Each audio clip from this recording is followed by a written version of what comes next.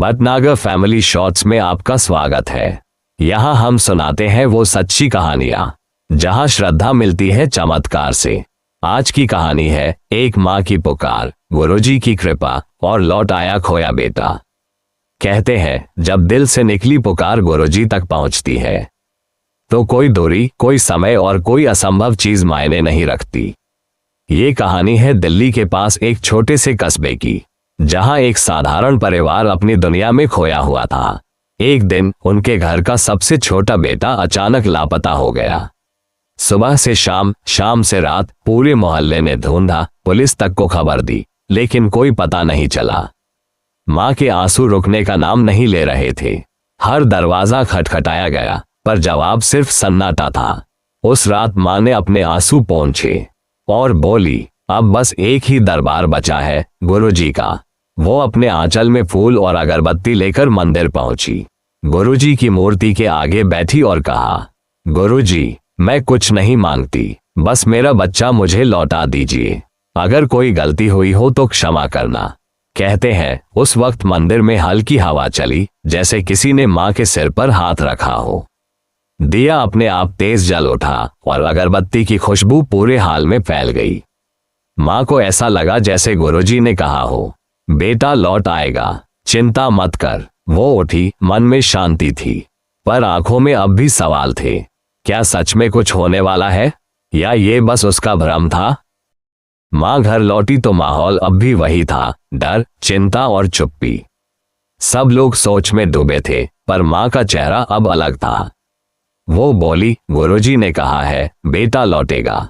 किसी ने कुछ नहीं कहा, बस सभी ने एक दूसरे की ओर देखा।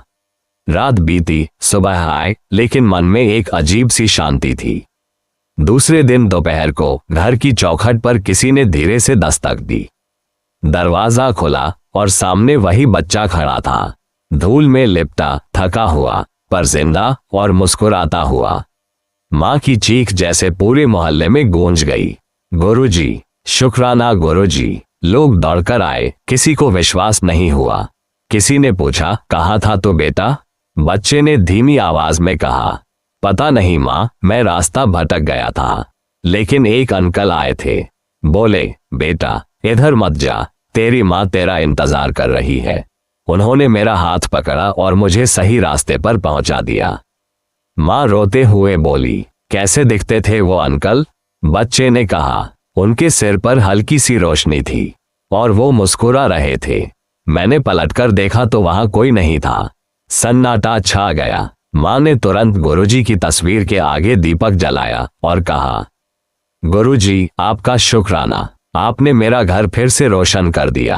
कहते हैं उस शाम मंदिर में फिर वही खुशबू फैली, वही दिया अपने आप तेज जल उठा और सबको महसूस हुआ जैसे गुरुजी वहां उपस्थित हो। उस रात के बाद से उस कस्बे में कुछ बदल गया। हर कोई उस माँ और बच्चे की कहानी सुन रहा था। लोग कहते, गुरुजी सच में सुनते हैं, वो बस मौन रहते हैं पर जवाब हमेशा देते हैं। माँ रोज सुबह दिया जलाती और सिर्फ 2 शब्द कहती, शुक्राना गुरुजी। धीरे धीरे मोहल्ले के लोग भी हर गुरुवार को उसके घर आने लगे। वहां अगरबत्ती की खुशबू, गुरुजी के भजन और श्रद्धा का सागर बहने लगा। कहते हैं कुछ चीजें शब्दों में नहीं कही जा सकती, वो बस महसूस की जाती है, और उस दिन से हर कोई उस अनुभव को महसूस कर रहा था। एक दिन मंदिर के पुजारी ने माँ से पूछा, माँ, जब सब कुछ अंधकार में था तब तुम्हें कैसे विश्वास था कि गुरुजी सुनेंगे? माँ मुस्कुराई और बोली, विश्वास कोई सोच नहीं, गुरुजी का दिया हुआ अनुभव है। जिसे एक बार उनका सान्निध्य महसूस हो गया, उसके लिए डर नाम की चीज रह ही नहीं जाती। पुजारी की आंखें भी नम हो गई। उन्होंने कहा, सच कहा तुमने, गुरुजी का आशीर्वाद हमें कभी अकेला नहीं छोड़ता। धीरे धीरे वो कहानी दरबार के भक्तों तक पहुंची। दिल्ली के मंदिर से लेकर दूर दराज के श्रद्धालु तक इसे सुनने लगे। कई भक्तों ने कहा, जब भी मुश्किल में हो बस एक बार गुरुजी को मन से पुकारो, वो किसी ना किसी रूप में मदद जरूर करते हैं। कुछ ने कहा उन्होंने भी वही खुशबू महसूस की, गुलाब और चंदन की मिली जुली महक जो अचानक हवा में फैल जाती थी। कोई कहता, दिया अपने आप जल उठा। किसी ने मंदिर की घंटियां अपने आप बजती सुनी। सब एक ही बात कहते। गुरुजी आए थे। धीरे धीरे वो जगह भक्तों के लिए शक्ति का केंद्र बन गई। लोग दूर दूर से आने लगे, कोई मन्नत लेकर, कोई धन्यवाद देने, कोई बस गुरुजी के दरबार की ऊर्जा महसूस करने। वो मां हर मिलने वाले से सिर्फ एक बात कहती, चमत्कार देखने की कोशिश मत करो, बस विश्वास रखो। गुरुजी खुद वो पल दिखा देंगे जब तुम्हें लगेगा, हाँ वो मेरे साथ है। लोगों की आंखों में आंसू और चेहरे पर मुस्कान थी। किसी ने धीरे से कहा, गुरुजी आप सच में हमारे जीवन के शिव स्वरूप हो। समय बीतता गया, पर उस दिन की कहानी आज भी सबके दिलों में जिंदा है। वो माँ अब भी हर सुबह उठकर सबसे पहले गुरुजी के चरणों में दीप जलाती है। हर बार जब लौ टिमटिमाती है, ऐसा लगता है जैसे गुरुजी मुस्कुरा रहे हो। कई बार लोग उससे पूछते, माँ क्या तुमने कभी गुरुजी को देखा है?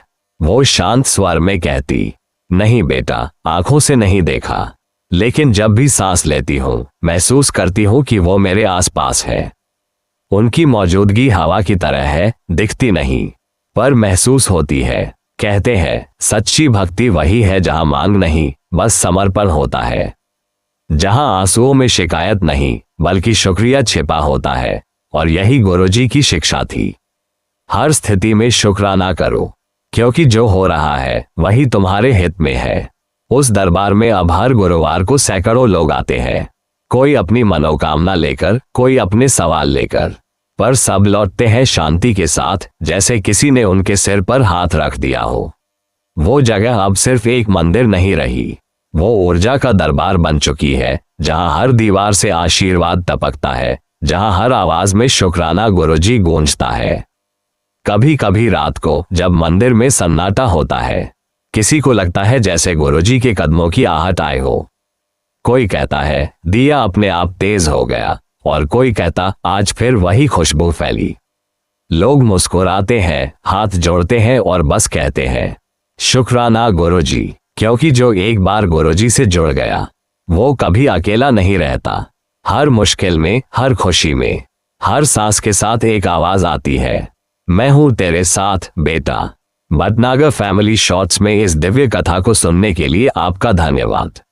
अगर आपके जीवन में भी कभी गुरुजी की कृपा महसूस हुई हो तो कमेंट्स में लिखिए, उंगली से दाहिनी ओर इशारा शुक्राना गुरुजी। और ऐसे ही और भक्ति भरे अनुभवों के लिए चैनल को लाइक, शेयर और सब्सक्राइब करना न भूलें। जय गुरुजी।